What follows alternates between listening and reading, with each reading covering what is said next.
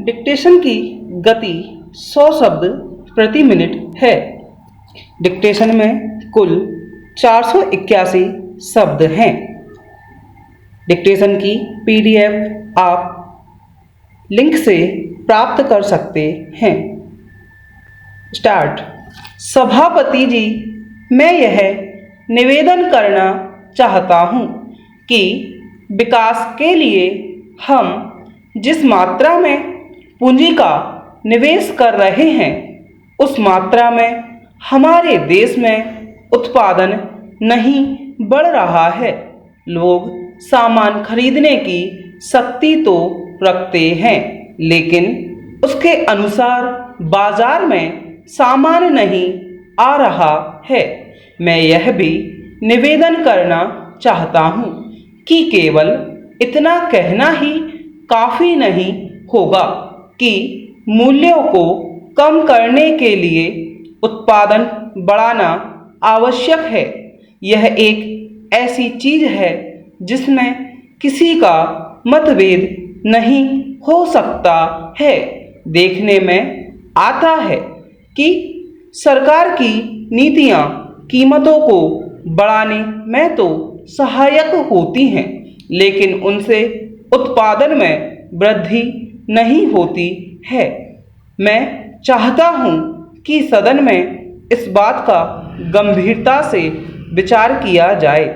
माल को इधर से उधर ले जाने में जो किराया देना पड़ता है उसके कारण कीमतों में वृद्धि होती है। मुझे आश्चर्य है कि वित्त मंत्री महोदय ने अपने भाषण में यह तो अवश्य कहा है कि कीमतों में वृद्धि होने से उन्हें चिंता हो रही है, किंतु इसे रोकने के लिए कौन से उपाय किए जा रहे हैं, इस संबंध में वित्त मंत्री ने अपने भाषण में उल्लेख नहीं किया है। मैं उनकी इस बात से सहमत नहीं हूँ कि थोक मूल्यों में लगभग 8% की वृद्धि हुई है। इसमें इससे अधिक वृद्धि हुई है। Paragraph change. अपने बजट भाषण में वित्त मंत्री जी ने विदेशी पूंजी को अधिक मात्रा में निमंत्रण देने की बात कही है। आज हमारे देश के आर्थिक विकास की जो स्थिति है उसमें बिना विदेशी पूंजी निवेश के हम चल नहीं सकते हैं, लेकिन विदेशी पूंजी बड़ी मात्रा में देश में आए इसके जो खतरे हैं उनको भी नज़रअंदाज नहीं किया जाना चाहिए। मुझे दुख है कि यह बात अभी तक स्पष्ट नहीं हुई है कि हम जो विदेशी धन देश में लाना चाहते हैं वह किन शर्तों पर लाना चाहते हैं। उद्योग धंधों में, कल कारखानों में विदेशी पूंजी का हिस्सा बहुत कम है। यह बात वित्त मंत्री जी ने कही है।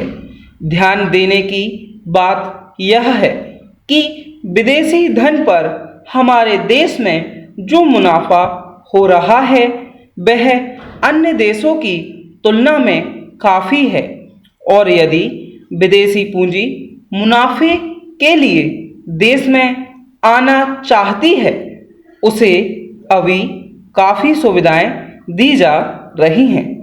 मैं आपके माध्यम से सरकार का ध्यान इस बात की ओर दिलाना चाहता हूँ कि हमारे देश में धन चंद लोगों के पास एकत्रित होता रहा है। यह स्थिति ठीक नहीं है। सरकार को गंभीरता से इस समस्या पर विचार करना चाहिए और देखना चाहिए कि हमारे देश का धन कुछ ही लोगों के हाथों में ना जाने पाए।